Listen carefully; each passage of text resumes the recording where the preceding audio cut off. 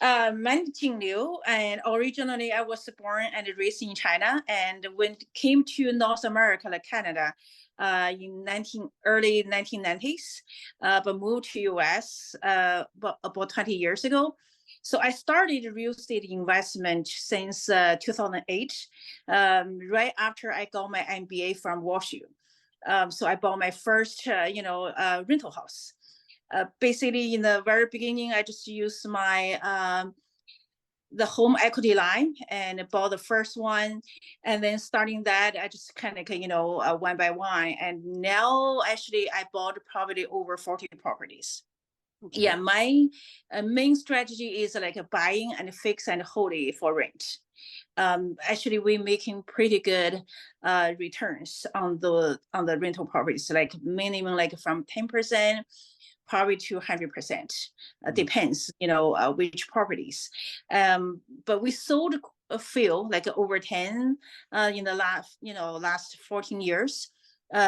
We sold a few to tenants, but mostly we just sell on the market. Okay. Yeah. Sounds like that's working pretty well. What would Yeah. you say your best deal is you ever did? Maybe not necessarily the most money you made, but what was the best one that you felt about was the deal you ever did? The best deals. Well, to be honest with you, my best deals is the tech sales.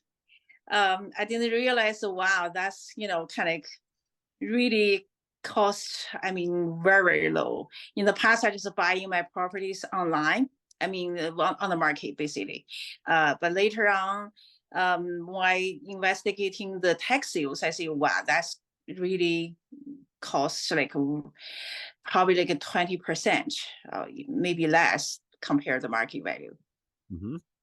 Yeah. Okay. Is there one in particular that you like the very best, or just in general? It sounds like, yeah, you've got a pretty good strategy in general there. Yes. Yeah. I don't really have they all kind of get similar, like bad shape. You have to come in, right, and hire people to basically kind of rebuild the house. Okay. Mhm. Yeah. And let's go the other end. What would you say the very worst deal is that you ever did, and what did you learn from it? My worst deal, basically, sometimes I just drove around without really, kind of come look at the house closely. So that's when I bought it, and I just look at it. Oh, that's in a nice neighborhood. I just bought it. But when I bought it and it went in, I said, "Wow!" There's a hole on this, like a roof. They're basically the house falling apart, and basically lots and lots of work. So my lessons learned is, I should take the time, not only just look at the neighborhood and outside, and also look around and try to get inside if possible to look at the condition before buying it. Mhm. So more due Yeah. diligence probably than when you first started, it sounds like. Exactly. Yeah. Well, what advice would you give yourself if you were to start out today, Ying? The advice, be honest with you, John, I'm kind of like slowing down right now.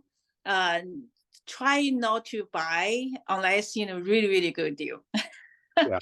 So um, that's why I'm kind of not really seeing like investing. Mainly just keep what we have because we have like over 20 rental properties already. Mhm. Uh, yeah, my advice to the people, basically investigating more, and also try to control the finance, not overboard. Mhm. Um, yeah, and also I will, think about it that one to see if I can add on later on. Okay. Yeah, Yeah, I think that's really good advice because I know I would do the same thing. Spend a little bit more time on your due diligence and your background before you jump into things. Yes, and also I think contractors, the people, because they didn't happen to me since I'm here. Most of the contractors, they are also my clients since I'm a CPA, and we have very good working relationship. But I know other people, they are out of town and they bought property in St. Louis.